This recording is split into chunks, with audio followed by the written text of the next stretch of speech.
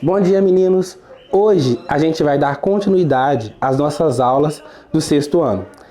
Na aula passada, eu fiz uma revisão da nossa matéria para a prova. Eu falei com vocês sobre as teorias que existem em relação à origem da vida na Terra.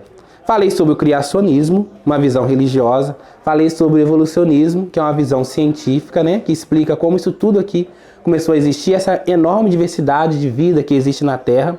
Falei com vocês em relação ao evolucionismo sobre a evolução humana, né? Primeiro o hominídeo, o Australopithecus, até chegar a nós que somos Homo sapiens sapiens. Falei também com vocês sobre o período paleolítico, que é a idade da pedra antiga ou da pedra lascada, e terminei falando sobre o período neolítico, que é a idade da pedra nova ou da pedra polida. Há diferenças entre os grupos humanos que viveram no período paleolítico e no período neolítico. No período paleolítico, como a gente estudou, o ser humano era o quê? Era nômade. Ele não tinha um lugar fixo para morar. E vivia se deslocando de região a região para buscar novos alimentos, porque naquela época ele vivia da caça e da coleta. O homem caçava e a mulher então coletava os frutos, né, para a aldeia deles ali naquela época. No Neolítico, já vai então acontecer que o homem vai passar pela revolução agrícola. E ele vai se tornar então sedentário, diferente daquele homem do Paleolítico que era nômade, né? Agora, ele se tornando sedentário, ele tem um lugar fixo para morar, porque ele pratica a agricultura e produz o seu próprio alimento. Além da prática da agricultura, ele também domesticava animais. Segundo aí as pesquisas, segundo os pesquisadores, quem teria observado que quando uma planta, quando um fruto caía em determinado lugar e dava ali, gerava uma planta, gerava uma árvore com frutos, foi a mulher. E aí então a prática da agricultura é associada a essa percepção da mulher nesse período. E nesse momento então começa a Revolução Agrícola. Chamada de revolução porque vai modificar totalmente a vida do ser humano, e eu vou falar daqui a pouco para vocês. Então, entendam isso aqui. O surgimento do comércio e das cidades, para vocês entenderem, vocês têm que entender o que aconteceu anteriormente. E foi por isso que eu coloquei aqui para vocês, ó, a Revolução Agrícola, que também é chamada de Neolítica. Nesse momento o homem passa a fixar em um único lugar e produzir seu próprio alimento. Segundo os historiadores, segundo os pesquisadores, as primeiras plantas, os primeiros cultivos de plantas tenham acontecido numa região chamada de Crescente Fértil. Esse Crescente Fértil é uma região que se inicia, que se estende do Vale do Rio Nilo, no Egito, até as margens dos rios Tigres e Eufrates, na antiga Mesopotâmia. Essa região tem o formato de uma lua crescente. Uma lua crescente. Crescente vem da lua crescente, no caso, esse formato, e fértil vem da questão de ter sido o local onde iniciou a prática da agricultura. Essa prática da agricultura teria iniciado, então, no Crescente Fértil, por volta de 10 mil anos atrás ou 8 mil antes de Cristo. O início da agricultura ocorreu em muitas regiões, em diferentes partes do planeta. Só que não foi no mesmo período, na mesma época. Foram em períodos diferentes. Por exemplo, aqui na América, segundo as pesquisas, há indícios de que a prática da agricultura teria iniciado por volta de 8 mil anos atrás, nas regiões, onde hoje se encontram o atual Equador e México. Dando continuidade à nossa aula, eu falava com vocês que a prática da agricultura modificou a vida dos grupos humanos. Agora, eles passaram a viver em pequenas comunidades ou aldeias, onde eles então desenvolviam técnicas para ajudá-los na prática da agricultura. Então, essas novas técnicas vão ser muito importantes porque elas vão dar origem ao que nós conhecemos como comércio. O cultivo da terra permitiu que as sociedades produzissem o quê? Mais alimentos. Então, esse desenvolvimento de novas técnicas, né, a criação de novos instrumentos que vão ajudá-los, então, na produção, né, agrícola, vai fazer com que as pessoas passem a produzir mais alimentos. A construção de sistemas de irrigação que eram canais, né, que ligavam então, que fazia controle da água que chegava até as plantações, e outras técnicas agrícolas modernas ajudaram a produzir excedentes. Gente, presta muita atenção nisso aqui, porque isso vai ser muito importante para a origem do comércio.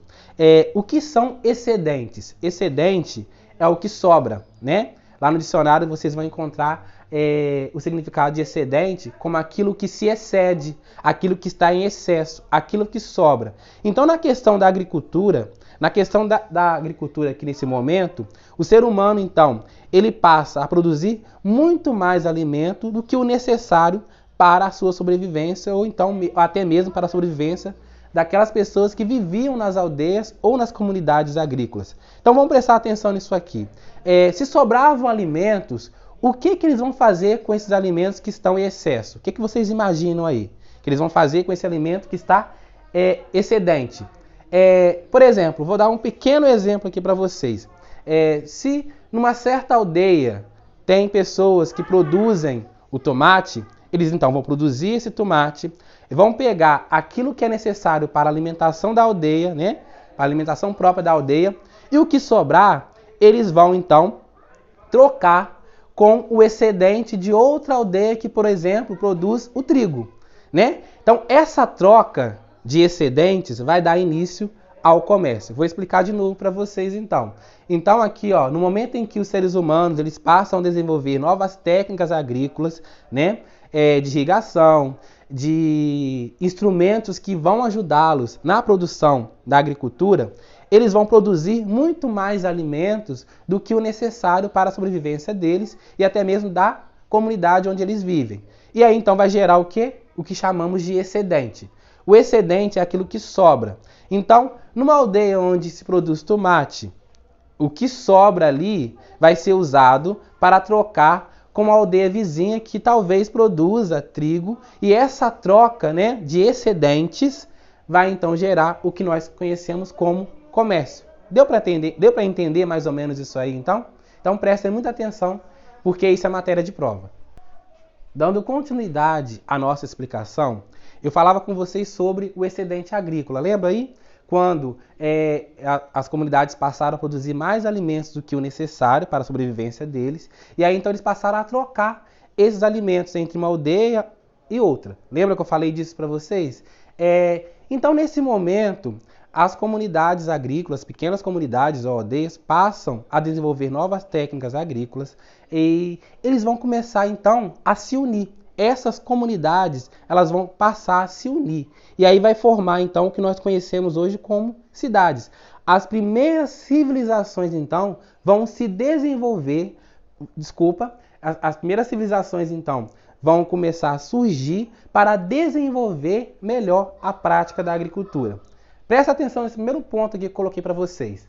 Nas áreas férteis, à margem de grandes rios, como o Nilo, lá no Egito, Tigres e Eufrates, na Mesopotâmia, vai acontecer a união dessas comunidades e aldeias.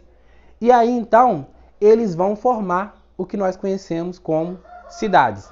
As primeiras cidades, as duas cidades mais antigas que se tem notícia, são Jericó, na Palestina. Lembra de Jericó lá na Bíblia Sagrada, no Antigo Testamento? Então, a primeira cidade que se tem notícia é Jericó, na Palestina, e Çatalhöyük, na atual Turquia. Essas são as primeiras cidades, então. Quero que vocês se atentem. Onde nasceram as primeiras cidades? Às margens de rios. As margens de grandes rios. Para quê? Por quê? Por que aconteceu das primeiras cidades nascerem às margens de rios? Justamente por causa da prática da agricultura. Como eu falava com vocês, então, a união de aldeias e comunidades deu origem às primeiras cidades. Lembra aí quais foram as primeiras cidades? Né? Jericó, na Palestina, e Çatalhöyük, na Turquia. Lembra desses nomes aí, tá bom? Que isso vai cair na prova. Gente, por se localizarem às margens dos rios, as primeiras civilizações ficaram conhecidas como civilizações fluviais. Prestem atenção nessa informação, porque também é uma informação de prova. Vocês têm que entender o porquê que as civilizações, as cidades nasceram às margens de rios e por que essas civilizações ficaram conhecidas como civilizações fluviais. Nasceram às margens dos rios por causa da questão da agricultura. Lembram? E são chamadas de civilizações fluviais justamente por isso, por terem nascido às margens de rios. Fluvial, então, dá a ideia de rio, né? Não confundam fluvial com pluvial. Pluvial é chuva. Fluvial, então, é a questão dos rios. Essa, então, foi a nossa aula de hoje. Eu vou passar as atividades para vocês lá na plataforma. Lembrando que toda essa matéria que eu passei para vocês hoje foi a matéria que eu mandei para vocês copiarem, né? Lembra que eu mandei fotos do quadro para vocês copiarem? E aí, então, vocês têm a maioria das coisas que eu passei aqui no caderno de vocês já. Quem não tem, dá um pause no vídeo e copia as coisas do quadro, tá? E também tem algumas informações que eu não passei na aula passada. Então, vocês copiem, né? Dão pause, eu vou colocar também algumas inscrições para vocês copiarem aqui e façam no caderno e mandem a foto do caderno lá na plataforma para mim. Até a próxima aula então, pessoal.